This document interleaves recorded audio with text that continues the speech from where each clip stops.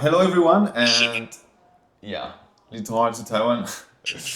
Hello everyone. Today we're going to talk about something quite serious because it's about legal issues in Taiwan, and I think it's very important for everyone to know before they come to Taiwan what they can expect and what is the culture and also the risk they can have with the justice. It's a tough subject, but I think today we're going to learn a lot and hopefully it will be super useful for everyone. So, Russ, I will let you introduce yourself briefly. All right. Hi, my name's Ross Cline, and I'm from Canada, New Brunswick, the East Coast, just beside Maine, USA. And I moved to Taiwan in 2009 and opened a school by City Hall in Taichung. Okay, so and it was in 2009, you say, right? Yes, Okay, and so you were an English teacher. You also have a website for teaching English. Is that correct? rosskline.com, CLINE, and ilearn.tw, which was the name of the company in Taiwan, hence .tw. Besides City Hall in 2009, it was legit and legal. And I was on top of the world at 28 years old, running my own little school, and I felt pretty special. And after building life there for 15 years, if anyone told me my whole life would be over, Yeah, it is pretty crazy. So terrible. you started your own school. That was Yep. how did you think about Taiwan before you came to you came here in Canada? Did you have Well, friends already in Taiwan, or how did you come to the idea? yeah, it used to be at 18 for the summer to teach English. And this was with the HSR structure. And so the bosses, one of them was the owner of the cement company in Yili Miaoli. And so I would say they had some serious contracts at that time. It was just glory days. So I left and felt pretty big because I was after first year university. What did you do during the summer? Well, I was an English teacher. Wow. So I felt pretty big and my ego was pretty big. Mm. And then I went back and it wasn't the same. Then lived in Toronto for 5 years and Germany for a year and a half and decided to open a school in 2009, late 2009 in Taichung, Taiwan. And that's what I did. So it's great. And that's just a little rundown. Yeah, I feel also for myself that Taiwan has had a lot of opportunities that I could not have back in Europe. Yeah. So okay, so then you have your school, you run your school, everything is doing well, and then you start a renting contract. Is it like that? Well, yeah, basically what happened after the first 13 years of location by the city hall, cram school was opening next door. And they were using a jackhammer only when I had classes. And it was a pretty dirty, rotten trick. And in hindsight, I wish I knew Oh. now.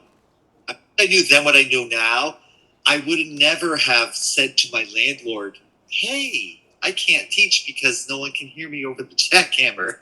That only is I'm telling them specifically not to jackhammer. This is sabotage. You need to help me. But in hindsight, don't do that. Just go to the court, get a legal notice for the people disrupting your business and say you're going to sue them, and leave the landlord the hell out of it. Yeah. No. And so the landlord was like, I'm changing my mind. I don't want you around. You're in too much trouble.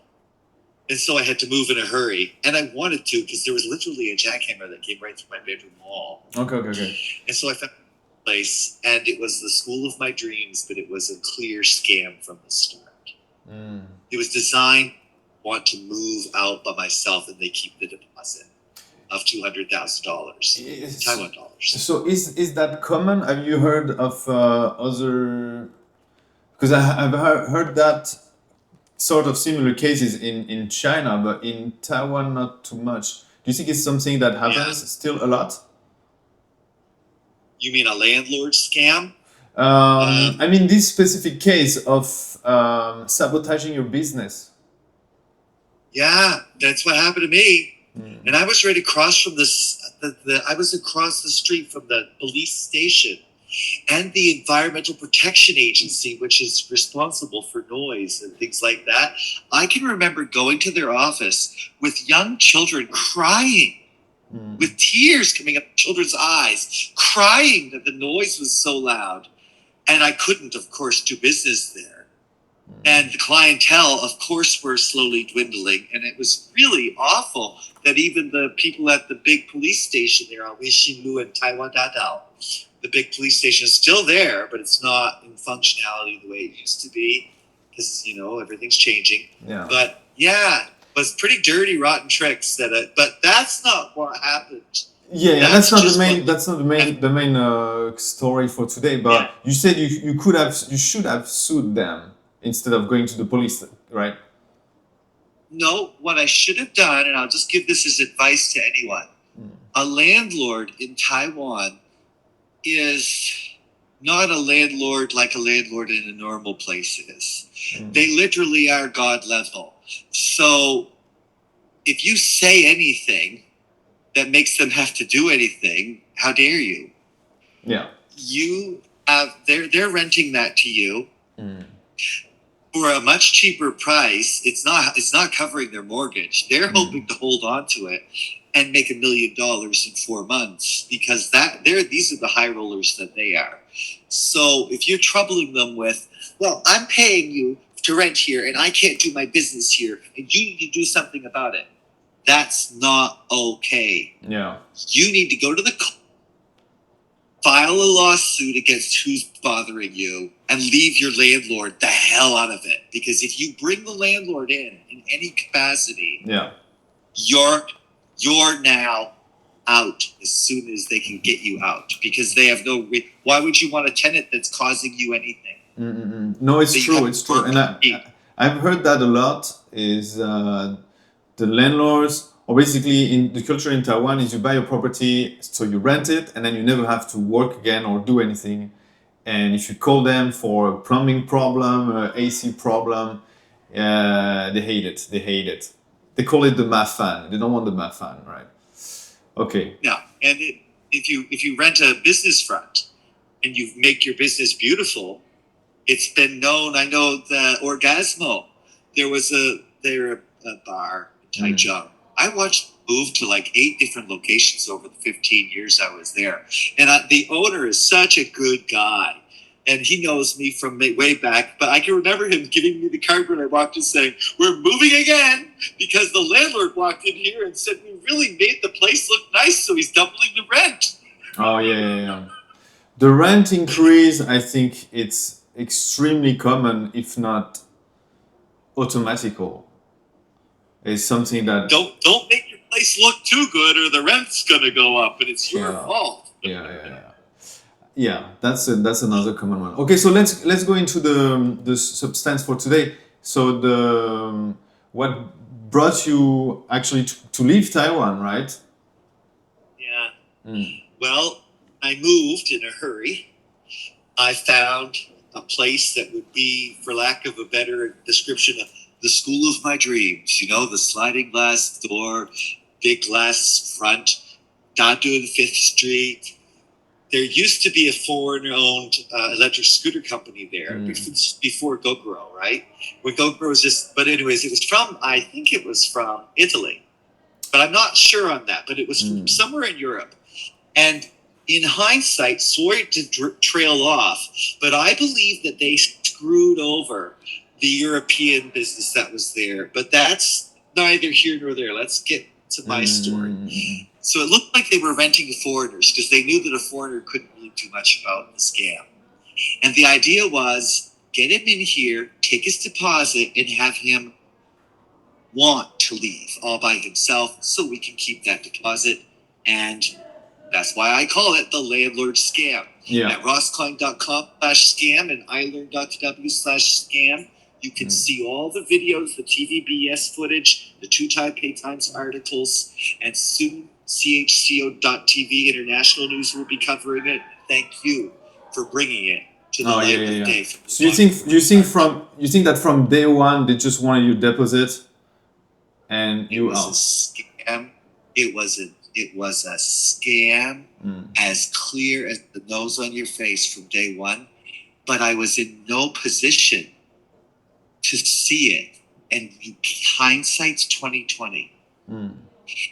It was the beginning of COVID. I needed to move out of where I was in a hurry. Yeah. Found a place. Oh no, give her the benefit of the doubt. It's not a scam. She's not real. Mm. Oh, give her the benefit of the doubt. Oh, give her. Oh my God, she's suing me for what? I shared a rental contract that she clearly broke and leaving me with no door that locks. Okay. So let's go back to let's try to have the succession of events in order.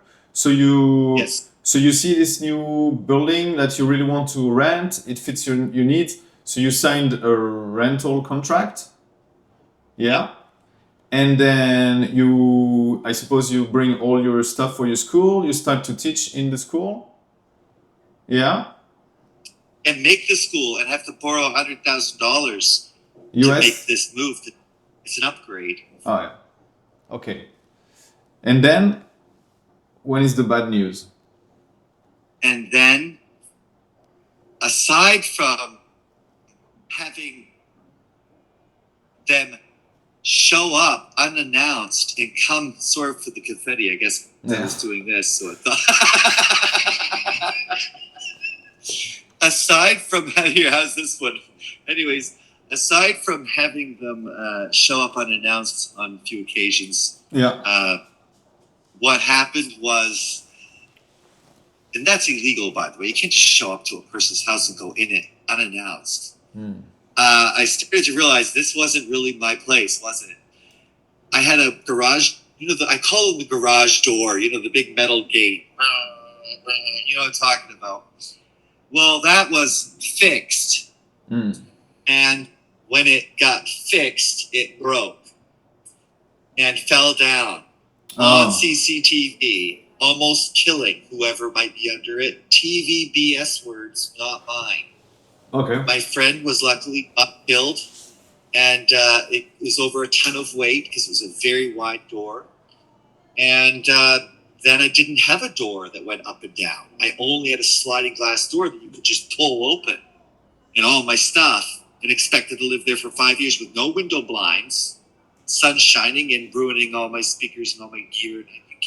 You need to have the gate. Yeah. That was part of the deal. Yeah, yeah. And this is the responsibility of the landlord to fix in. Point number 5 on the contract, which is why I shared the contract. Okay. So you're in so let me sum it up. So you're in disagreement with the landlord at this stage, and you decide to publish the contract online to seek advice. Yeah, it's in Chinese. I didn't even realize it had personal information that was illegal to share until 2 days later, because guess who saw it? She did. It was a scam. She knew I'd be sharing it because, of course, a foreigner's going to share his damn rental contract when you screw him like this. I mean, duh, what would you do? And so she used that, and I would say paid off some judges. I'd say there's some judges that are going to lose their seats when I bring this to the light of day because it's obvious collaboration and corruption to the tune of, sorry. Yeah. No. For the people who haven't read the story, because I did, but I think some of the audience haven't. So you published you shared this contract online publicly, and then she sues you for displaying her private information. But what is the private information in the contract, except maybe her address? Yep. That's a criminal offense in Taiwan. That you would not know if you have never encountered such a case. Yeah. There's no disclosure clause. There should be no problem sharing the damn contract in any normal sense of the idea. But in Taiwan, apparently, if you're a foreigner, we're going to ignore the fear and duress rule. We're going to ignore the 5 witnesses, and we're going to ignore the TV evidence, the likes of which was on national news on 2 channels, maybe 3, I forget. Yeah. And we're just going to penalize for this crime to the point where he's got 6 months in jail for not being remorseful. And this is where, I'm sorry if I'm speaking too much, but this is where it gets really interesting. As if ruining my life over 4 years. And I don't have a son, but there is a 7-year-old boy I've raised. It's not my blood child that I miss very much. This is a human right violation all day long. To ruin someone's life, now a child's life that's living in Taiwan with his father and everything. But we raised him basically together. I mean, he's a big part of my life. I don't have any children of my own, but damn it, this is cruel, man. It's very sad. It's very sad. It's awful. I can't tell you what a big shock it is. But anyways, they sent me an official court document when I was writing to the Taiwan president. And guess what? The court document said it was in March of this year. So I've been in Canada January, February, March, trying to get it on the TV, telling Taiwan judiciary, telling Taiwan email addresses about these things, saying, please help. They sent me a document that says, you caused no harm, had no malice or ill intent. Essentially, it said you did nothing wrong. It was a 4-page document. I can show it to you. It's on the website. Neither did we. Therefore, you have to go to jail for 6 months, not 2, because you weren't remorseful for doing nothing wrong. In one guy, I'm like, oh my God, this is like, what the hell is this? This is called arbitrary punishment, people. Let me just go back a little bit, because maybe you're going too fast for some people who don't know anything about Taiwan. There might be some people listening to us considering coming, and we also have to tell them that in most of the cases that it's not going to happen to you, right? It's kind of an exception, but it's a terrible one. It's life ruining, because I've been also working on my business in Taiwan for 11 years now, and if I know that I can have some kind of event like this, and then I can be thrown out of Taiwan, and then I will lose everything. So that's terrible. It's very good to know beforehand. And so just to go back a little bit in time. So you receive a letter noticing that you're being sued, or is it the landlord telling you? Yeah, but I used to, for the first 2 years of this hellish battle. Yeah. I was more upset with, I was upset and sort of my anger was more directed to the landlord. Yeah. But at this point, I have no problem with the landlord at all. You can't hold her accountable for being able to use the judiciary as a weapon like this against a foreigner and not be angry at the Taiwan judiciary. Yeah. So obviously, it's the judiciary that needs a little mending, not the landlord. I think that, but what is, the positive in the story is that so you go to trial, and then they give you a jail sentence, which is very extreme. 6 months. Yeah. Or arbitrary. Their words, not mine. They're basically unapologetically telling me in the document I got in March. Yeah. We're doing this arbitrarily against the ICCRP Articles 9 and Articles 26 that we signed ceremoniously because we're just a rogue province off China. But F you, you stupid foreigner, we're going to do you in anyways because there's nothing anyone cares to do about it because we're not part of the Commonwealth. And we really are a rogue province, F you style. And that's basically what happened to me. And I'm like, oh my God. If I knew I was that vulnerable in Taiwan all these 15 years, I'd have got out a long time ago and never invested much of a business there to begin with. Yeah. I just never knew that it was that savage is the word. Yeah. I wouldn't wish this my worst enemy, this legal nightmare. Yes. I understand. And so so you go to trial and you get the sentence, and then you still have the opportunity to fly back to Canada out of Taiwan and not do the jail time. 2 days Oh, after the plane took off, they were looking for me and have blocked me from leaving. I was lucky. oh, I yeah. just made. So it's not I because could have. I've heard of Sorry. other cases where people have been able to fly away from the country, um, but usually it's not the case. Usually, just right after your trial, you cannot leave the territory. Yeah, because it's a criminal offense, Mm, but the gears in motion, because it's such a stupid offense that yeah, Sharon was for 2 days 4 years ago. yeah. I would say that had something to do with it not being closed the gates on him leaving. He's a danger to society if we don't hold him here, you know.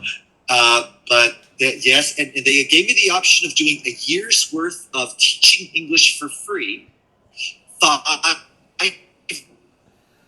a week, or 6 months of jail. That's But I pretty mean, weird. how am I going to make my life again if I'm working 5 days a week? I think it was 5 or 6 days a week for free. Full That's days. So that's pretty bad. That's pretty without bad. labor. And I mean, so because I shared a rent, arbitrary. yeah, and so The definition. yeah, before like so the next thing for you to do is to try to and that leads to a question. I'm going to sidetrack a little bit, but so it's the first interview you do like in this kind of setting with the telling about your story. With you today, Yeah. you and me today is the first interview I've ever done that might see the light of day. I hope it does, because I'm just sorry the video quality is not fantastic. But it's the first time I've spoken about it as well since that March letter. That to me, you can't just ignore this, Taiwan government. Your own words.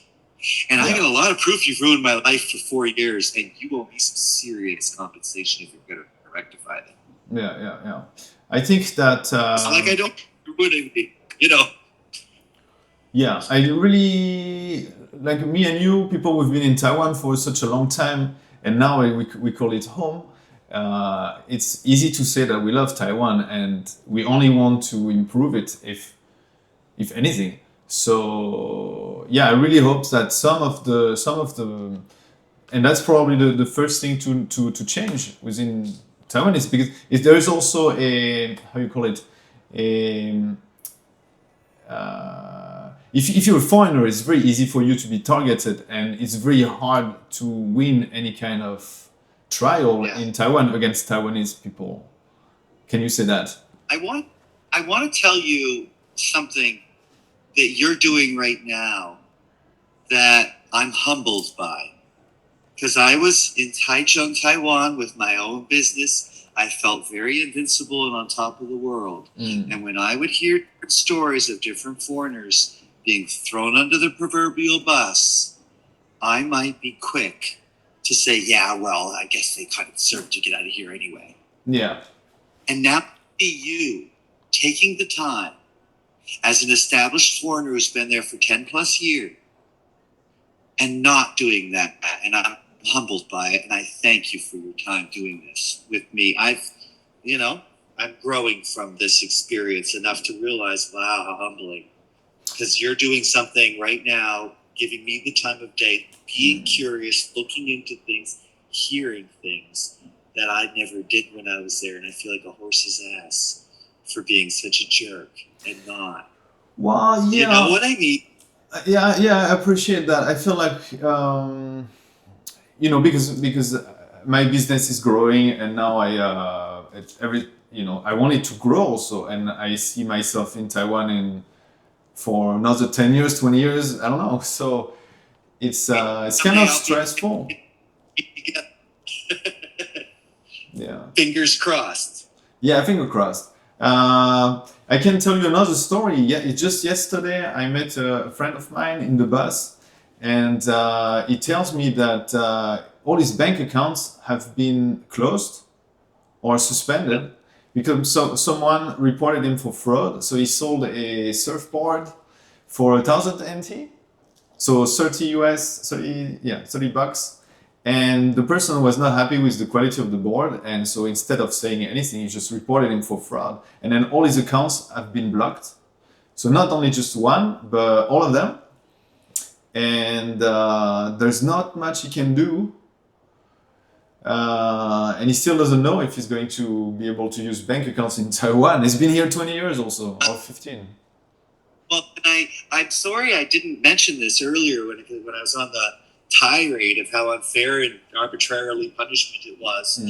But I do need to mention this.